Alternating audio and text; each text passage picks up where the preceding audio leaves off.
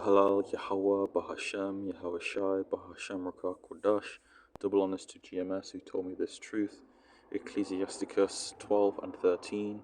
Who will pity a charmer that is bitten with a serpent, or any such as come nigh wild beasts? So we have a story here. New 19 Omicron subvariant XBB is spreading like wildfire in US. Health experts reveal why. The new year, the third year of the pandemic, there's new concern about a fast-spreading Omicron subvariant known as XBB 1.5. CDC data showing COVID hospitalization admissions are up slightly from last week. Adults 70 and older are recording the highest hospitalization rates, 7 times higher than the average for all age groups. Let's bring in Dr. Jeanette Neshawat, Fox News medical contributor and founder of bcboost.com. Doctor, thanks for joining us this New Year's Eve. Just want to get a sense of what you're seeing out there. It seems like everybody knows somebody who is sick today. What are the patients telling you that you're seeing? Hey, Rich. So yes, it's not just COVID that I'm seeing. In my last shift yesterday, I saw about 45 patients, and only a handful of them tested positive for COVID. The others had influenza, RSV, rhinovirus, adenovirus. So we're seeing a variety of everything.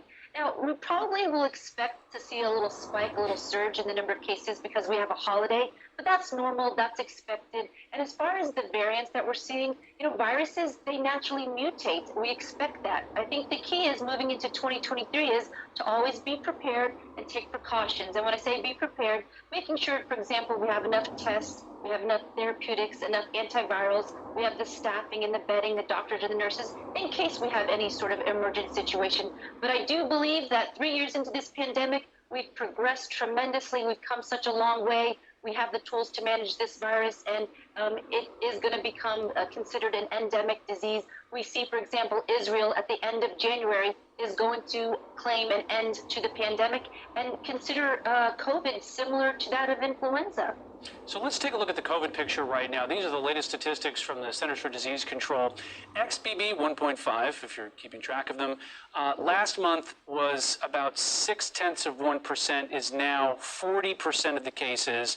And as you see the rest of the variants there as they scroll down. As for the proportion, New England seems to be particularly susceptible to this, 75.3%, the Southwest at 20%, West Coast, and the Great Lakes at 6%. How has this variant behaved? Do you have any sense of, is it more, we always hear or always seem to be asking, is it more resistant to some of the vaccines out there? How long does it last? Have you seen how this has behaved?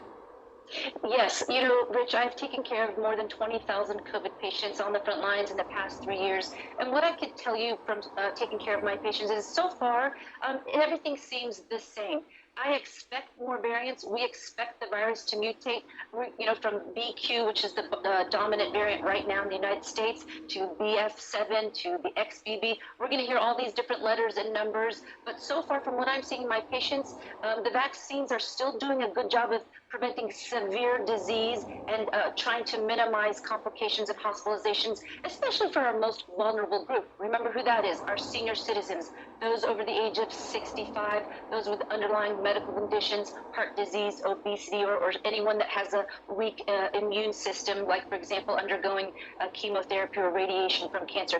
Those are the folks that we need to keep focused on and make sure that we provide all of our resources towards them, because statistically that's who is impacted the most. But I don't see any significant changes right now. Again, I do expect to see a little bump in January because of the holidays, but I do believe my colleagues and we are prepared here in the United States to take care of any patients and to manage any upticks that we might expect to see. So, Doctor, as the viruses have been circulating, they've really seemed to spike of late. Some of the advice that you give your patients is to how to try to avoid them as much as possible, how to stay safe in the holiday season. Yeah, the most important thing is the basic 101. Hand washing, especially to help prevent the spread of influenza and RSV. Hand washing, cleaning, and disinfecting. If you haven't got your flu shot, it's not too late to get your flu shot. If you are a high risk for example, senior citizen and you haven't gotten your COVID booster, that's something to consider. And if you're sick, stay home, seek medical care.